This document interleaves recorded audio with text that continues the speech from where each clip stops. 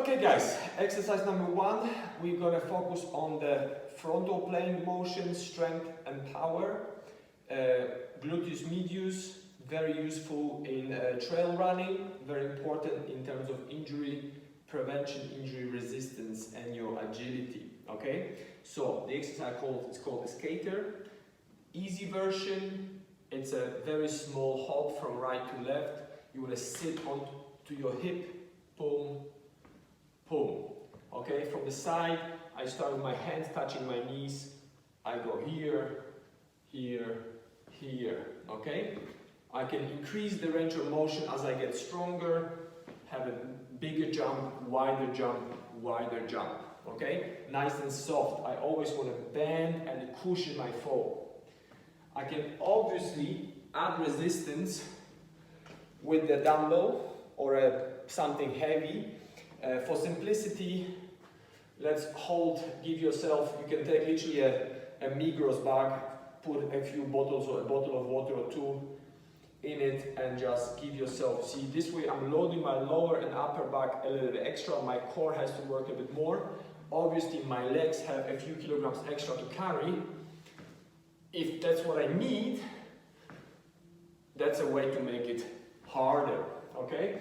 We're looking for about 30 to 40 reps total, or about 45 seconds to a minute total for a nice result. You do it well, you're gonna feel it in your glutes for a couple of days, so don't kill yourself the first time you do it. Exercise number 2, we're gonna go with a power band. I'm gonna take it's not very tough, it's not a very hard power band, not very heavy. I'm going from the side, guys. So I'm going into a split squat position. The idea is that I will go down into the lunge while I press up. I breathe in.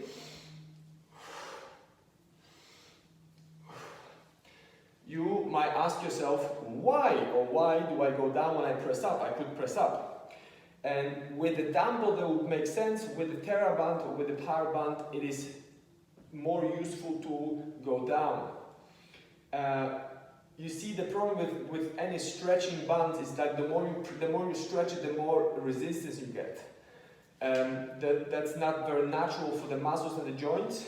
Normally, you go through range of motion with the same resistance. TheraBands or bands give you more resistance. So by going down with your body, you are working with pretty much the same amount of resistance through the whole movement. So you see, the band moves very little. I'm stretching the band very little. I keep the same amount of loading on my shoulder through the whole movement, okay?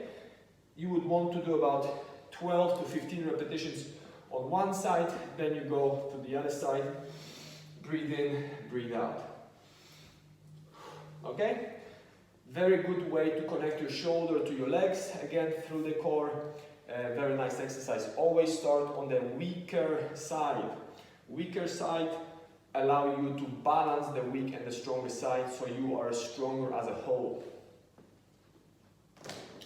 Third exercise, very easy. Lat pull down in a bent over position. Here you want to make the band quite tight. It's not a big movement.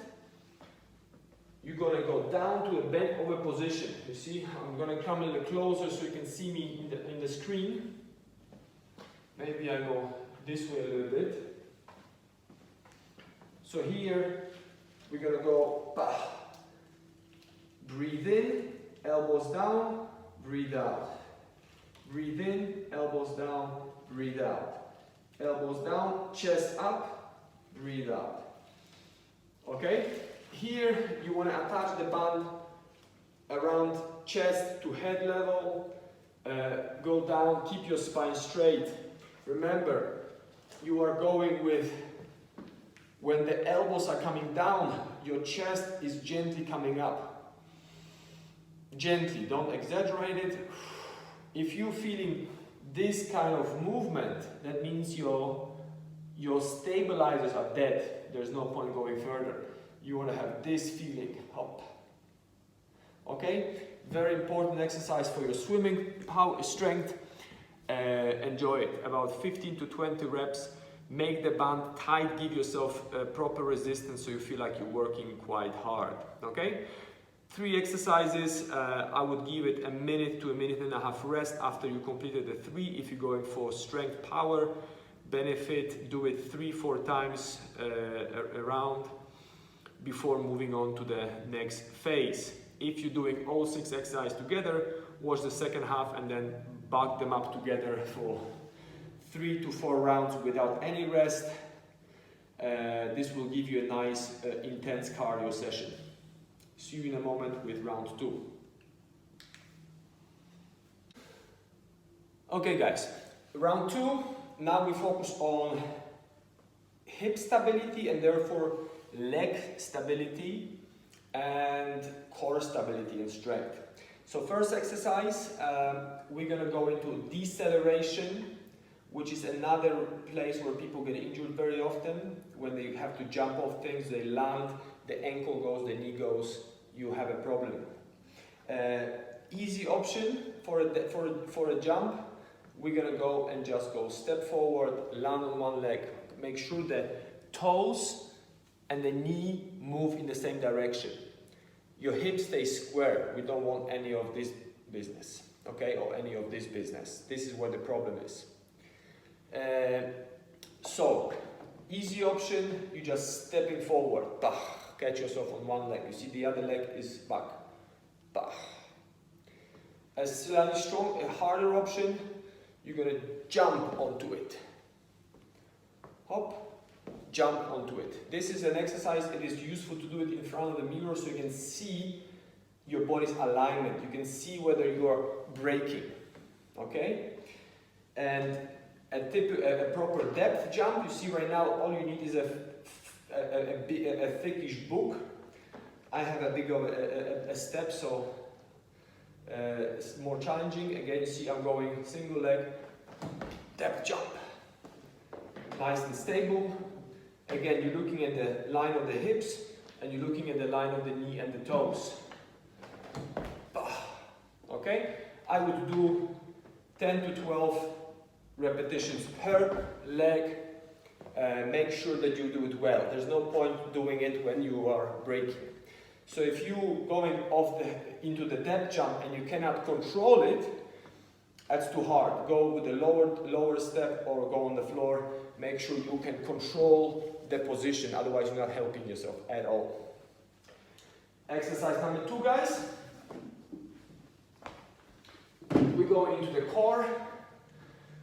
A bit of twisting. This is probably for both running and swimming, specifically for crawl. One of the best exercises for core and upper body, lower body connection. You see, easy option, my knees are touching the ball.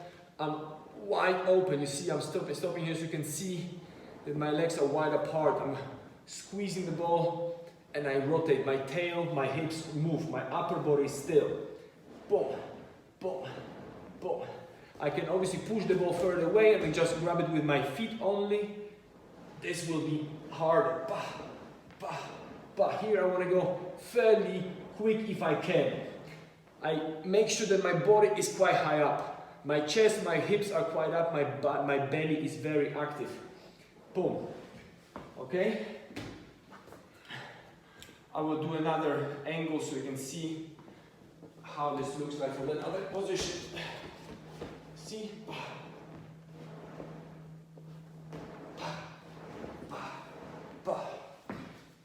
Here we're aiming for about 20 to 30 repetitions total, so 10-15 reps per side.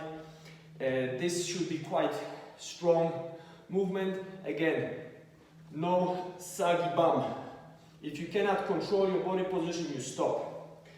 Better to do a couple reps less and do them really well than to do a couple reps too many and finish in a bad position. So, last exercise, specifically for those of you with any kind of back problems. Take this exercise very seriously. For those of you who ride the bike a lot these days, good weather, you spend a lot of time hunched over on a time trial bike maybe. This is as alternating Superman. We are trying to activate your back muscles while balancing on the ball. So balancing on the ball tends to activate lots of local, deep spinal stabilizers. This is a reflex, so it's a useful tool to be on the ball. You could do it on the floor, it is a little bit better on the ball. Hop.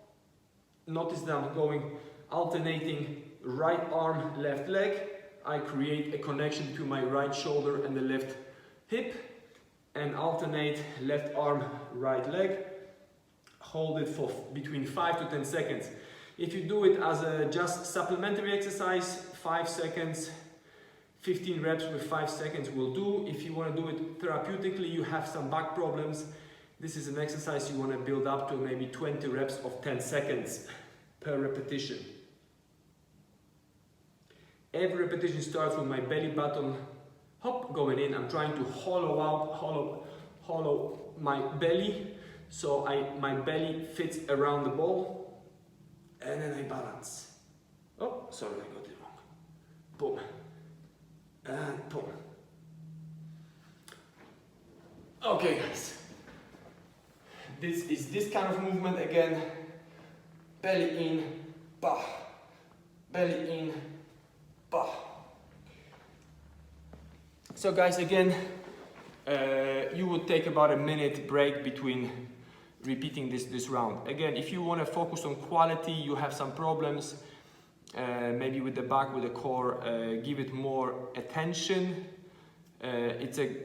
This 3 exercise could be a small workout on its own after your run, after your bike. Very useful. Again, I do not recommend doing this kind of training before running or a very intense, specifically I would not do the leg workout before an intense bike session as well. It's a good time to do it. You can do like 3 exercises, one or the other, after any kind of bike or run, or on a day off when you're not doing any of them, or as specifically for a run, you could use this as a 6 exercise full body blast that would replace a run on a day that is stormy and horrible outside. Guys, let me know how you like it. If you have questions, post them below. Enjoy a swim. It's a nice day. You should be swimming right now, or planning a swimming. Have fun.